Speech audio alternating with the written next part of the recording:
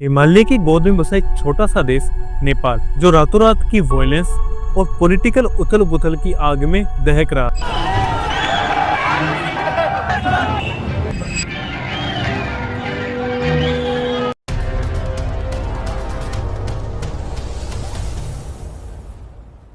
जो वीडियो सामने आ रही है वो सिर्फ कोई प्रोटेस्ट की नहीं है, बल्कि वो सालों से चली आ रही फ्रस्ट्रेशन और एक्सप्लोजिव का रिजल्ट है। और क्यों नेपाल के प्रधानमंत्री को इस्तीफा देना पड़ा, और कैसे पार्लियामेंट हाउस के अंदर आग लगा दी गई, और कैसे नेपाल की पूरी पॉलिटिक्स है वो रातों रात बदल गई। अब ये सब शुरू हुआ एक छोटे से फैसले से, सोशल मीडिया बैन।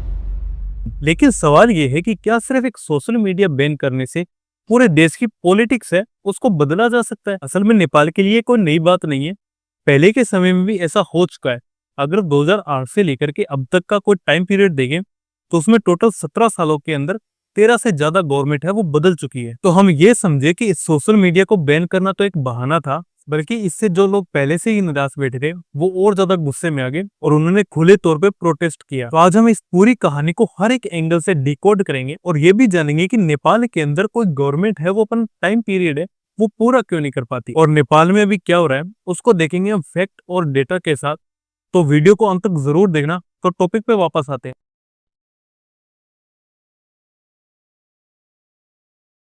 तो सबसे पहले हम ये देखने की कोशिश करते हैं कि असल में हुआ क्या था। 4 सितंबर 2025 नेपाल की रूलिंग गवर्नमेंट एक कंट्रोवर्शियल फैसला लेती है। वो फेसबुक, इंस्टाग्राम, व्हाट्सएप और यूट्यूब जैसे 26 और सोशल मीडिया प्लेटफॉर्म्स को बैन कर देती है। और वो क्यों? इसका रीजन सरकार ने ये बताया कि ये सारी कंपनियां असल में रजिस्टर ही नहीं है, तो इनसे होने वाले साइबर क्राइम का खतरा और बढ़ जाता है। अब सरकार ने ये फैसला भले ही लोगों की भलाई के लिए किया हो, ऐसा सरकार ने बताया, पर लोगों ने ये बताया कि ये जितने ऐप बैन किए गए हैं उनमें से ज्यादातर यूएस यानी अमेरिकन ऐप है, और नेपाल के प्राइम मिनिस्टर है वो एक प्रो चाइना है, यानी जो चीन की नीतियों का ही पालन करते हैं। तो यूएस की एप्स का यूज कम से कम किया जाए और चाइना की एप्स पे ज्यादा डिपेंड हो। लेकिन ये लोगों को ज्यादा पसंद नहीं आया, इनफैक्ट वो तो और ज्यादा गुस्से में आ गए। लेकिन इन एप्स को बैन करना सिर्फ एक ट्रिगर था, असली गुस्सा तो करप्शन और नेपो किड्स के खिलाफ था। सोशल मीडिया के अंदर जो नेपो किड्स हैं वैसे कई और हैशटैग है वो पहले से ही ट्रेंड कर रहे थे, और ये जो ट्रेंड है वो युवा नेता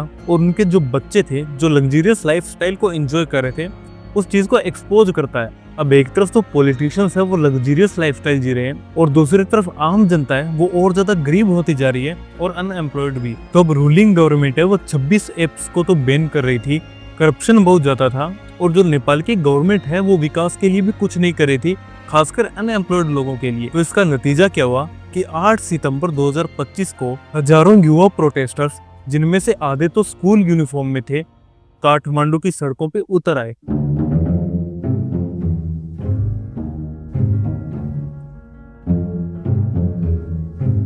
और पार्लियामेंट हाउस की तरफ मार्च करने लगे। और जब प्रोटेस्टर्स पार्लियामेंट हाउस के अंदर घुसने की कोशिश करने लगे तो पुलिस ने उन्हें ब्लॉक कर लिया। पुलिस ने उन पे tear gas, water cannon, rubber bullets और यहाँ तक कि असली गोलियां भी चलाई। और इसका रिजल्ट क्या हुआ?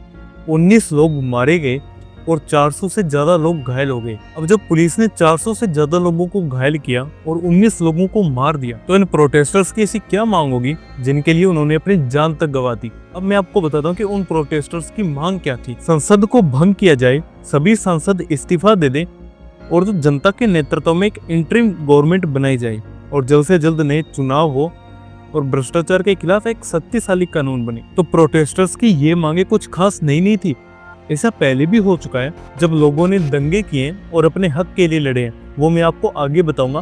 पर उससे पहले हम ये देखते हैं कि जब ये एक्सीडेंट हुआ, इतने सारे लोग मारे गए, तो उसके बाद में लोगों ने क्या किया? अब प्रोटेस्टर्स और भी ज्यादा आक्रामक हो गए। उन्होंने प्रधानमंत्री के भवन को, राष्ट्रपति भवन को, संसद भवन को, सुप्रीम कोर्ट को और जितने भी राजनीतिक पार्टियों के ऑफिस थे उन सबको आग लगा दी। और शॉकिंग बात तो ये थी कि वित्त मंत्री को सड़कों पे दौड़ा दौड़ा कर पीटा। और आखिर में 9 सितंबर को केपी शर्मा ओली अपने प्रधानमंत्री के पद से इस्तीफा दे देते। तो अभी हमने देखा कि नेपाल के अंदर क्या हुआ, पर अगर हम ये देखें कि ऐसा क्यों हुआ तो हमारे सामने 3 मेजर रीजंस आते हैं। फर्स्ट है इकोनॉमिक क्राइसिस। अभी जो नेपाल की अर्थव्यवस्था है वो बहुत ज्यादा डाउन है, और ऊपर से अनएम्प्लॉयमेंट रेट है वो 20% से भी ऊपर बढ़ चुका है।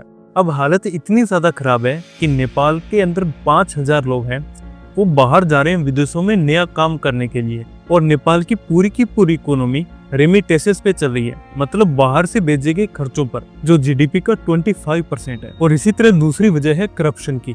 देखिए ये सबसे बड़ी वजह है। एक तरफ नेपाल का पूरा सार्वजनिक कर्ज है, वो जीडीपी के 45% से भी ज्यादा है। और वहीं दूसरी तरफ पॉलिटिशियंस हैं और उनके बच्चे हैं, वो लग्जरियस लाइफ जी रहे हैं, प्राइवेट जेट और गुच्ची बैग्स के साथ अपनी तस्वीरें डाल रहे हैं। तो इस पर्टिकुलर पॉइंट पे प्रोटेस्टर्स हैं, उन्होंने एक नारा दिया जो काफी वायरल हुआ। नेताओं के बच्चे विदेश से गुच्ची बैग्स लेकर आते हैं और आम लोगों के बच्चे ताबूत में। अब ये एक लाइन पूरे गुस्से को बयां करती है। और इसी तरह इसका तीसरा फैक्टर देखें तो वो था पॉलिटिकल इंस्टेबिलिटी। अब ये कोई नई बात नहीं है, जैसा मैंने आपको पहले बताया उसका पॉइंट अब मैं आपको क्लियर करता हूँ। 2008 में 240 साल पुरानी राजशाही प्रथा है उसको खत्म कर दिया गया था।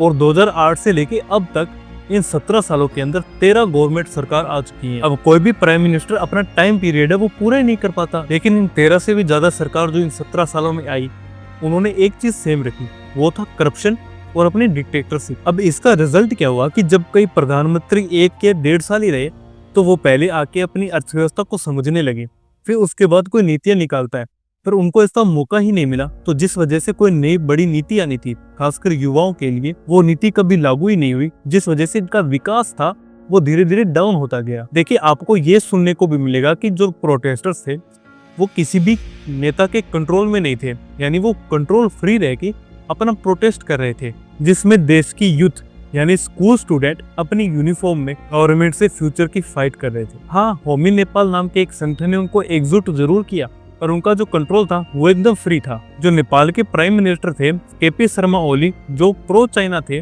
उन पे करप्शन और बाईपास के भी आरोप लगे हैं। अब मैंने आपको जैसे शुरुआत में बताया कि केपी शर्मा है वो इस्तीफा देना नहीं चाहते थे, बल्कि उनमें मजबूरन इस्तीफा लिया गया। असल में वो तो चाहते थे कि वो इस प्रोटेस्ट को और ज्यादा और जल्द से जल्द दबा दे, तो उसके लिए उन्होंने मदद मांगी। अब वो मदद किससे मांगी? आर्मी जनरल अशोक राज सिंघाटिया से। अब यहाँ पे ट्विस्ट क्या है कि जब उन्होंने इनसे मदद मांगी तो आर्मी जनरल है उन्होंने इस बारे में साफ मना कर दिया। उन्होंने कहा कि आप इस्तीफा दे दें तो ज्यादा बेहतर होगा। मतलब आर्मी है, उन्होंने मिलिट्री टेक ओवर ना करते हुए संविधान को प्रायोरिटी दी और वो संविधान के रास्ते पे चले। अब इस कहानी को थोड़ा और डीप में समझते हैं कि अब ये नेपाल में जो हो रहा है इसकी चर्चा सबसे ज्यादा कहाँ पे हो रही है। एक तो हो रही है चीन के अंदर और दूसरी हमारे भारत में। अब वो क्यों हो रही है इसका मैं आपको छोटा सा एक रीजन बताता हूँ। देखिए नेपाल है वो एक ऐसा लैंडलॉक्ड है जिसके साइड में 2 महाशक्ति हैं, एक भारत और एक चीन। भारत भी नेपाल से व्यापार करता है, मतलब भारत का व्यापार ऐसा है कि वो नेपाल को चीजें ज्यादा देता है, बदले में थोड़ी चीजें लेता है।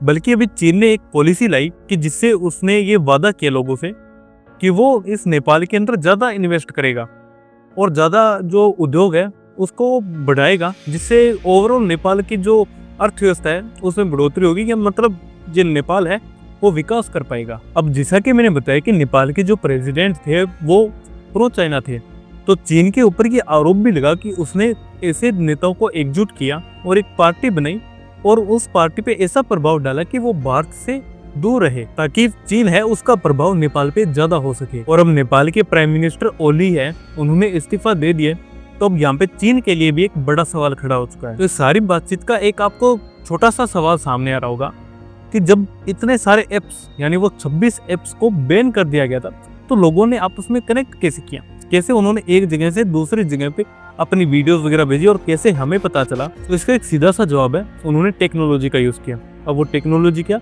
उन्होंने वीपीएन का यूज किया। वीपीएन एक ऐसी टूल है जिसके जरिए आप जो बैन किए हुए ऐप है उनका भी यूज कर पाओगे। तो जो नेपाल के लोग थे उन्होंने इसी वीपीएन का यूज किया। अब हाल फिलहाल नेपाल है वो एक पॉलिटिकल वैक्यूम की स्थिति में, यानी पीएम और प्रेसिडेंट दोनों ही इस्तीफा दे चुके हैं। तो सारी सिचुएशन का कंक्लूजन क्या निकल के आता है? नेपाल में ये प्रोटेस्ट हुआ जिससे पूरी की पूरी सत्ता ही बदल गई, पर ऐसा पहले भी हो चुका है। तो क्या ये आंदोलन कोई नई सत्ता को लेके आएगा, नई पार्टी को लेके आएगा जो नेपाल को विकसित करेगी, जो अनएम्प्लॉयमेंट रेट है उसको कम करेगी और ओवरऑल जीडीपी की ग्रोथ होगी? या फिर जो से पहले आंदोलन हुए फिर भी कोई नतीजा ना निकला, क्या वैसा ही कुछ होगा? ये तो आगे वक्त बताएगा। तो अगर आपको ये वीडियो थोड़ा सा भी अच्छा लगे तो प्लीज लाइक करें। मिलते हैं अगली वीडियो में। जय हिंद, जय भारत।